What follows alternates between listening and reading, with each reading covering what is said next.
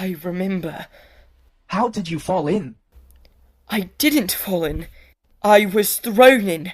I was standing by the bank, and something from behind me picked me up like a feather and hurled me in. I heard nothing, and I saw nothing, but I know what it was for all that. And so do I. Good evening. Won't you come in? No! No? You are busy as ever. I wanted to ask you about Lee. I was sorry to hear that something was amiss with him. You'll be sorrier still to hear that Monkhouse Lee's doing very well, and he is out of all danger. Your hellish tricks have not come off this time. Oh, you needn't try to brazen it out. I know all about it. You are mad. What do you mean? Do you assert that I had anything to do with Lee's accident? Yes, you and that bag of bones behind you. You worked it between you. You're a raving lunatic. All right. You just remember what I say, for you'll find that I'll be better than my word.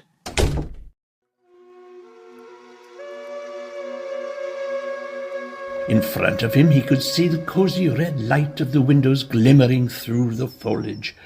He stood with his hand upon the iron latch of the swinging gate, and he glanced back at the road along which he had come. Something was coming swiftly down it. What is it? What is that? Dear God, it moves so fast!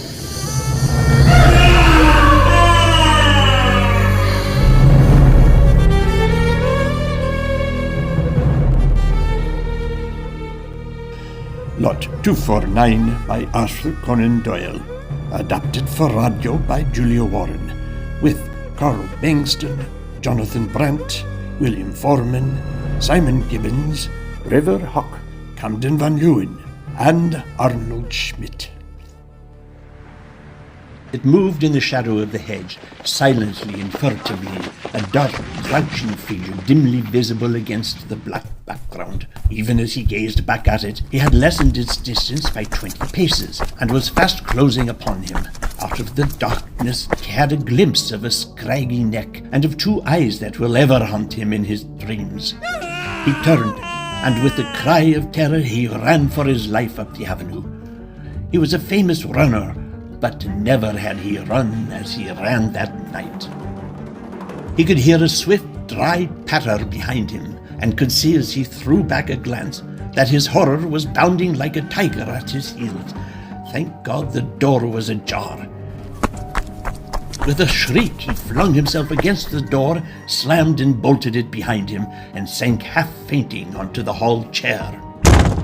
My goodness, Smith, what's the matter? Give me some brandy. You need it. Why, man, you're as white as a cheese. I was never so unmanned before. But with your leave, Peterson, I will sleep here tonight, for I don't think I could face that road again except by daylight. It's weak, I know, but I can't help it.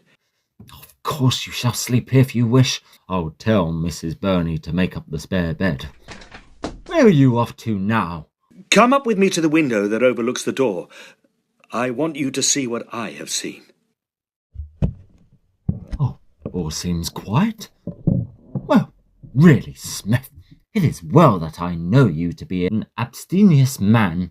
What in the world can have frightened you? I'll tell you presently. But where can it have gone? Now, look! See the curve of the road just beyond your gate? Yes, I see. You needn't pinch my arm off.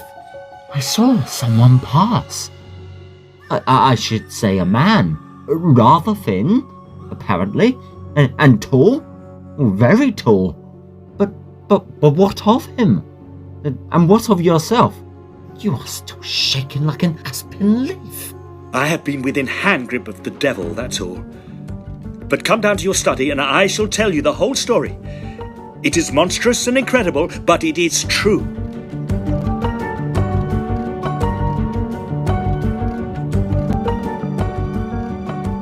I have never heard of such a thing in my life. Never. You have told me the facts. Now tell me your inferences. You can draw your own. But I should like to hear yours. You have thought over the matter, and I have not. Well, it must be a little vague in detail, but the main points seem to me to be clear enough. This fellow Bellingham, in his Eastern studies, has got hold of some infernal secret by which this mummy can be temporarily brought to life. Having done it, he naturally bethought him that he might use the creature as an agent. It has intelligence and it has strength. For some purpose he took Lee into his confidence, but Lee would have nothing to do with such a business. Then they had a row, and Bellingham set this creature of his own on his track. He had already tried its powers upon another man, Norton, towards whom he had a grudge. It is the merest chance that he has not two murders upon his soul. Then, when I taxed him with the matter, he had the strongest reasons for wishing me out of the way, before I could convey my knowledge to anyone else. He got his chance when I went out, for he knew my habits and where I was bound for. I have had a narrow shave, Peterson, and it is mere luck you didn't find me on your doorstep in the morning. I'm not a nervous man as a rule, and I never thought to have the fear of death put upon me as it was tonight. Dear boy, you take the matter too seriously.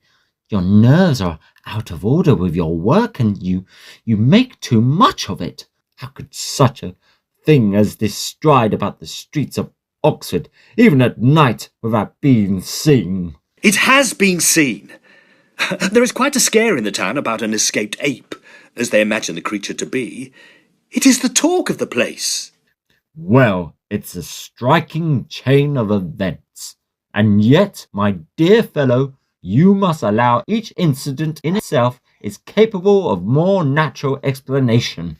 Even my adventure of tonight? Certainly. You came out with your nerves all unstrung, and your head full of this theory of yours. Some gaunt, half-famished tramp steals after you, and seeing you run is emboldened to pursue you. Your fears and imagination do the rest. It won't do, Peterson, it won't do. And again, in the instance of you finding the mummy case empty, you know that lamplight was half turned down. It is quite possible that you may have overlooked the creature in the first instance. No, it is out of the question. And then Lee may have fallen into the river, and Norton being garrotted. It is certainly a formidable indictment that you have against Bellingham, but if you were to place it before a police magistrate, he would simply laugh in your face. I know he would. That is why I mean to take the matter into my own hands. Huh? Yes. I feel that a public duty rests upon me. I have quite made up my mind what I shall do. And first of all, may I use your paper and pens for an hour? Most certainly. You will find all you want upon this side table. Abercrombie Smith sat down before a sheet of foolscap, and for an hour, and then for a second hour, his pen travelled swiftly over it. Page after page was finished and tossed aside while his friend leaned back in his armchair, looking across at him with patient curiosity. There. Finished. Now kindly sign this as a witness. A witness? Of what? Of my signature and of the date. The date is the most important. Why, Peterson, my life might hang upon it. Dear Smith, you are talking wildly. Let me beg you to go to bed. On the contrary, I never spoke so deliberately in my life, and I will promise to go to bed the moment you have signed it. What is it? It is a statement of all that I have been telling you tonight. I wish you to witness it. Certainly. There you are. But what is the idea? You will kindly retain it and produce it in case I am arrested. Arrested? For what? For murder. It is quite on the cards. I wish to be ready for every event. There is only one course open to me, and I am determined to take it. Oh, for heaven's sake, don't do anything rash. Believe me, it would be far more rash to adopt any other course. I hope that we won't need to bother you, but it will ease my mind to know that you have this statement of my motives. And now I am ready to take your advice and to go to roost, for I want to be at my best in the morning. Hasty, it's me, Smith. Come in. Hello. What's up? Have some coffee. I want you to come with me, Hasty, and do what I ask you. Certainly. And bring a heavy stick with you. Hello. Here's a hunting crop that would fell an ox. One other thing.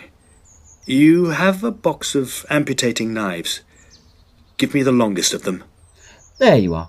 You seem to be fairly on the war trail. Anything else? No, that will do. I came prepared as well. Is that a revolver? And loaded. Our friend, if he has any brains, will not argue with that, I think. Let's be off. We are neither of us chickens, Hasty. I think I can do this job alone, but I take you as a precaution.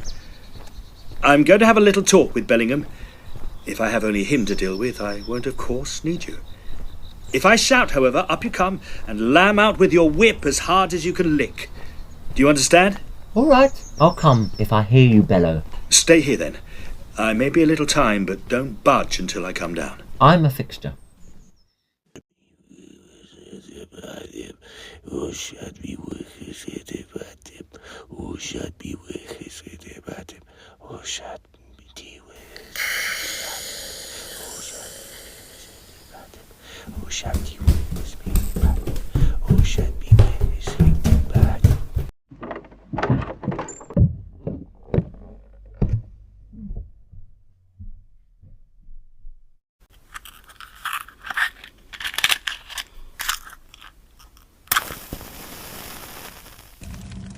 Well, really now, you make yourself at home. This is a watch, this is a pistol, and that is a knife. Indeed, you have brought a whole armory with you for reasons beyond my comprehension. It is easily understood. Just get to work and cut up that mummy. Is that it? Yes, that is it. They tell me that the law can't touch you, but I have a law that will set matters straight. If in 5 minutes you have not set to work, I swear by the God who made me that I will put a bullet through your brain. Would you murder me? Yes. And for what? To stop your mischief. 1 minute has gone. But what have I done? I know and you know. This is mere bullying. 2 minutes are gone. But you must give reasons. You're a madman, a dangerous madman. Why should I destroy my own property? It is a valuable mummy. You must cut it up, and you must burn it. I will do no such thing. 4 minutes are gone. Oh, Shabti. Silence! Oh, Shabti, where's... Hit him! Had him! Now into the fire. And that was it. Harrowing, even by daylight. But we were in time before Bellingham's sorcery could take full effect, and were able to break the mummy into pieces and burn it to ashes. Then we started on Bellingham's papers and papyrus. No, don't burn that! Why, man, you don't know what you do. It is unique. It contains wisdom which is nowhere else to be found. Out with it! But look here, Smith. You can't really mean it. I'll share the knowledge with you. I'll teach you all that is in it. Or stay. Let me only copy it before you burn it.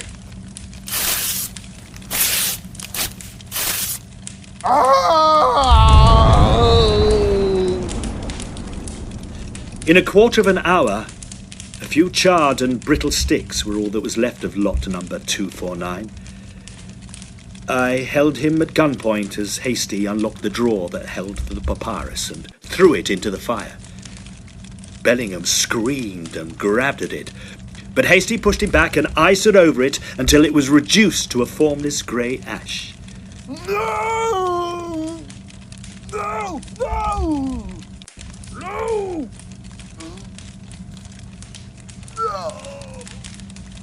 Now, Master B, I think I have pretty well drawn your teeth. You'll hear from me again if you return to your old tricks. And now, good morning, for I must go back to my studies. And such is the narrative of Abercrombie Smith as to the singular events which occurred in Old College, Oxford, in the spring of '84. As Bellingham left the university immediately afterwards, and was last heard of in the Sudan, there is no one who can contradict his statement. But the wisdom of men is small, and the ways of nature are strange, and who shall put a bound to the dark things which may be found by those who seek for them?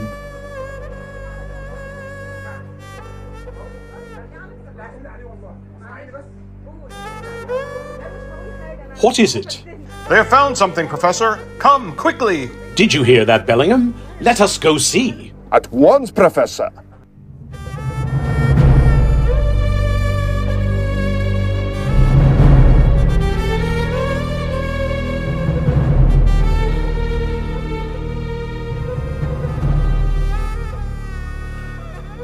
You have been listening to Lot 249, adapted for audio from a short story by Arthur Conan Doyle, with Clive Marlowe as Abercrombie Smith, Jonathan Brandt as Bellingham, Camden Van Leeuwen as Monkhouse Lee, River Hawk as Harrington, Simon Gibbons as Hasty, and Carl Bengston as Arthur Conan Doyle.